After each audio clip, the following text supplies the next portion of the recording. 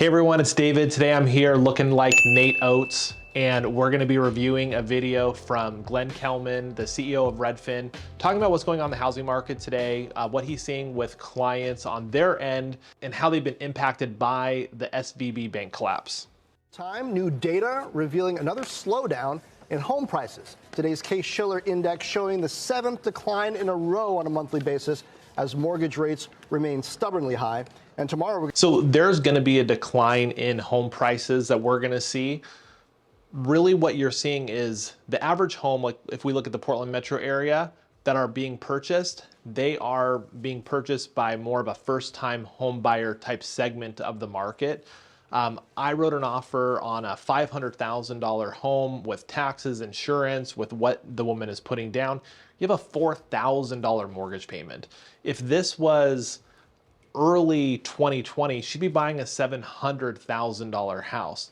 Now, if we look at the Portland market as well, in the last 12 months, we've seen the average home price up at 5.4% over the last 12 months.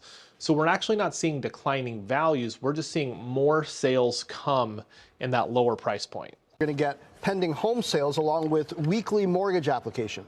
Here to discuss what he's seeing in the housing market is Redfin CEO Glenn Kelman.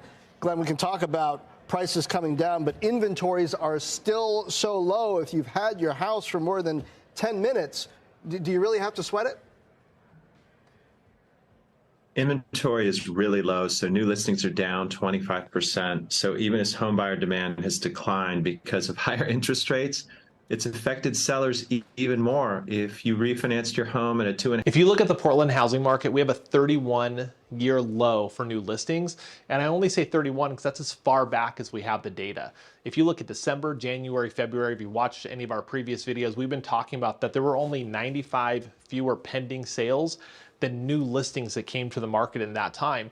So even though we have a lower demand, a lower supply of buyers in the marketplace because of rates, it still seems really high and competitive because we have even fewer home sellers in the Portland market today. 0.5% rate, you're going to hold on to that for the next 30 years. It's really hard to coax sellers into the market. The only people. So let's comment on that real quick.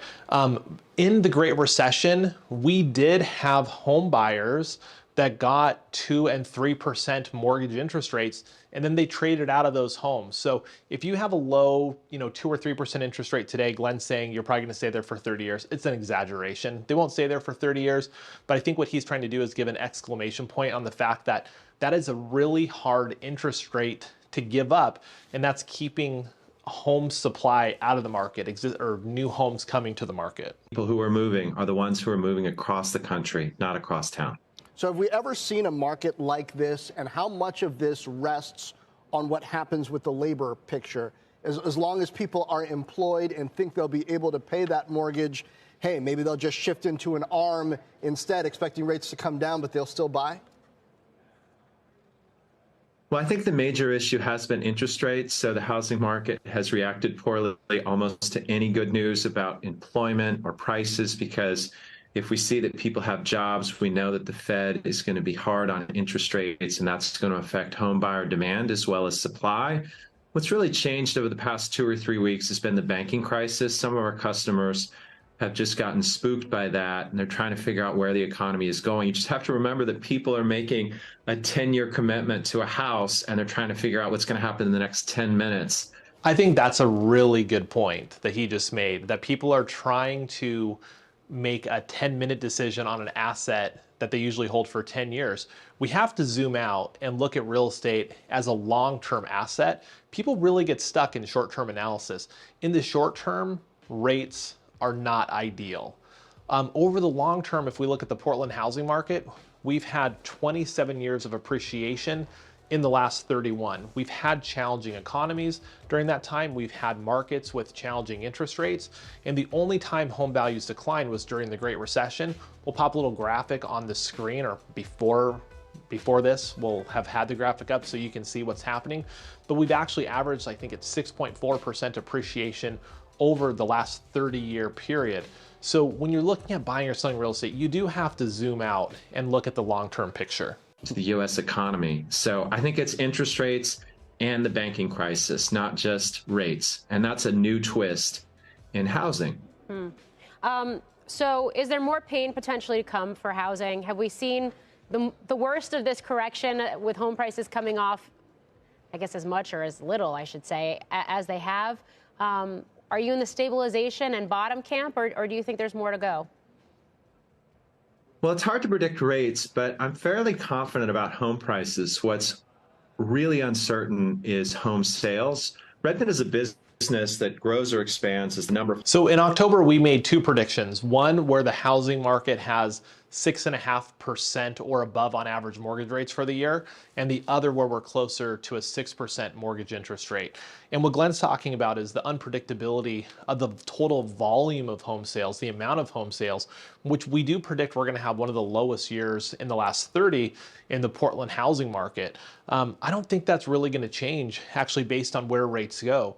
But one thing has been pretty obvious: the market has had ample opportunity for home values to decline, and they have not. So we are not expecting home value declines, but like Glenn, we are expecting it to be a little bit more uncertain for a buyer or seller to enter the market. So if you've been thinking about buying or selling a house in Portland, get in touch with us. Let's talk about it. Everyone's circumstance is different. There aren't blanket answers for anybody.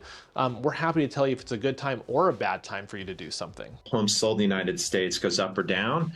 Prices just aren't going to come down much more, at least as long as inventory is this low. So Case-Shiller is a really lagging indicator. It's reporting on January right now, and that's a 3-month average. But if you look forward to March, we're seeing for well-priced homes in good neighborhoods, 10, 12 competing offers. So even though home buyer demand is low, inventory is even lower. The real standoff is in sales volume.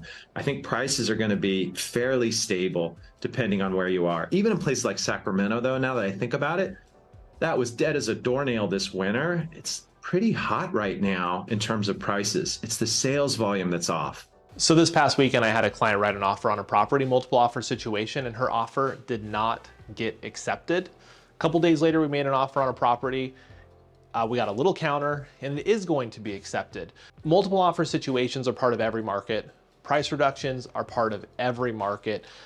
I think what Glenn's talking about, with home values and the market staying competitive, supply and demand really are equal in most places around the country. Certainly in Portland, we have more home buyers than we have good houses available for sale.